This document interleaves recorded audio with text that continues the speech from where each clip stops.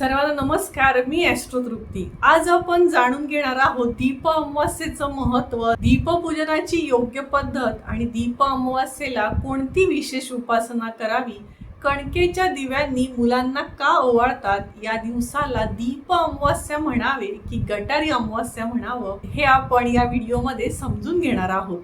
आषाढ महिन्याच्या शेवटच्या दिवशी येणारी अमावस्या म्हणजे दीप अमावस्या. यालाच दिव्यांची अमावस्या असेही म्हटलं जातं. या दिवसानंतर पवित्र धार्मिक श्रावण महिन्याची सुरुवात होते आणि या श्रावण महिन्याला आपल्या महाराष्ट्रात विशेष महत्त्व आहे. यावर्षी दीप अमावस्या 11 ऑगस्ट 2026 या दिवशी उत्तर रात्री 1:54 सुरू होत आहे. 12 ऑगस्ट 2026 या दिवशी रात्री 11:07 समाप्त होत आहे. त्यामुळे आपण 12 ऑगस्टला दीप अमावस्या साजरी करणार आहोत. आपल्या हिंदू धर्मामध्ये दिवा हा केवळ प्रकाश देणारा नसतो, तर दिवा म्हणजे ज्ञान आहे, तेज आहे, सकारात्मकता आहे आणि दैवी कृपेचं प्रतीक मानलं जातं. म्हणूनच या दिवशी घरातील समई, निरांजन, देवघरातील दिवे आणि पूजेसाठी वापरली जाणारी सर्व दीपपात्रे स्वच्छ करून त्यांची पूजा केली जाते. पूर्वीच्या काळात मोठ्या घरांमध्ये वर्षभर वापरले जाणारे सर्व दिवे या दिवशी बाहेर काढून दूध पाण्याने स्वच्छ केले जाते. त्यांना हळद कुंकू वाहिलं जात असे, दिव्यांची आरती केली जात असे. काही ठिकाणी पूर्णावरणाचा किंवा खिरीचा नैवेद्यही दाखवला जात असे. दीप अमावस्या आपल्याला एक सुंदर संदेश देते. तमसोमा ज्योतिर्गमय म्हणजेच अंधारातून प्रकाशाकडे चला. म्हणजे तुमच्या जीवनात कितीही अडचणी, कितीही निराशा, कितीही संकटे आली तरी आशेचा दिवा विझू देऊ नका. सकारात्मक राहा, पुढे चालत राहा. हाच या दिवसाचा खरा संदेश आहे.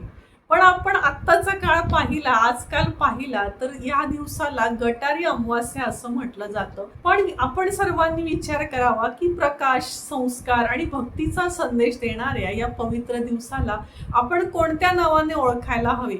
खरे पाहता दीप अमावस्या हीच या दिवसाची धार्मिक आणि सांस्कृतिक ओळख आहे. आणि याला एक गत आहारी असा पण एक शब्द आहे.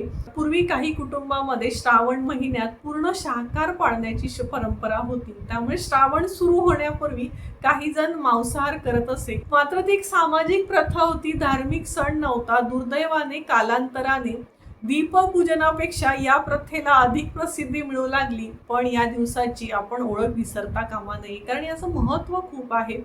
दीप अमावस्या हा प्रकाशाचा, भक्तीचा आणि संस्काराचा उत्सव आहे. या काळात अजून एक शाकाहार करण्यामागचा अजून एक शास्त्रीय कारणही सांगितलं आहे.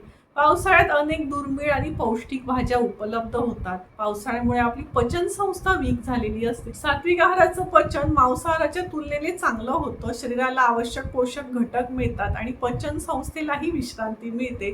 त्यामुळे श्रावण महिन्यात सात्विक जीवनशैलीला विशेष महत्त्व दिलं जातं. कोणती उपासना करावी हे जाणून घेऊया. सर्वप्रथम देवघराची स्वच्छता करावी. सकाळी लवकर उठून आंघोळ करून स्वच्छ कपडे परिधान करावेत. देवघरात किंवा घराच्या ईशान्य दिशेला स्वच्छ जागा निवडावी. तिथे एक सुंदर रांगोळी काढावी आणि त्यावर दिवे ठेवावेत.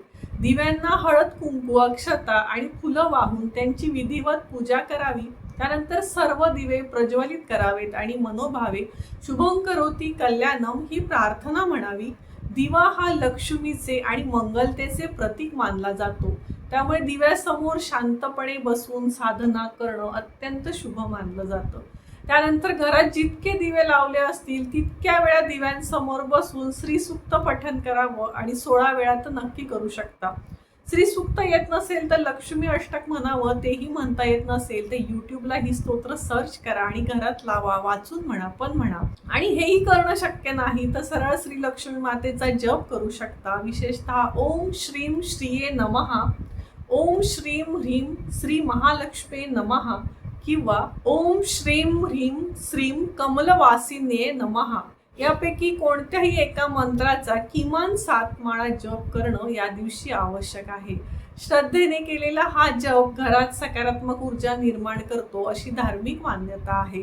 जप पूर्ण झाल्यानंतर दिव्यांना गोड पदार्थांचा यथाशक्ती नैवेद्य दाखवू शकता। त्यानंतर घरातील प्रत्येक खोलीच्या मध्यभागी केशर मिश्रित अष्टगंधानं स्वस्तिक काढावं आणि त्या स्वस्तिकावर एक दिवा ठेवावा आणि प्रत्येक दिवा ठेवताना मनापासून प्रार्थना करा की आमच्या घरामध्ये आनंद, मांगल्य, सुख, शांती, आरोग्य आणि धनसंपदा स्वरूप लक्ष्मी मातेचं चिरकाल वास्तव्य राहो अशी लक्ष्मी मातेच्या चरणी शरणागत भावाने प्रार्थना करू शकता। संपूर्ण घरात दिव्यांचा प्रकाश पसरू द्यावा। धार्मिक श्रद्धेनुसार या उपासनेमुळे घरातील नकारात्मकता दूर होऊन सुख, शांती, समृद्धी आणि लक्ष्मी कृपा प्राप्त होते। महाराष्ट्रात दीप अमावास्येच्या दिवशी लहान मुलांना कणकेच्या दिव्यांनी औक्षण करण्याची सुंदर परंपरा आहे।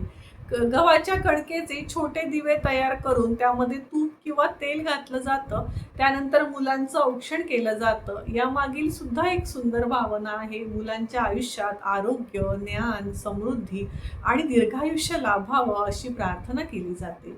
दीप अमावास्या हा केवळ एक सण नाही, तर हा प्रकाशाचा, संस्कारांचा, कृतज्ञतेचा उत्सव आहे।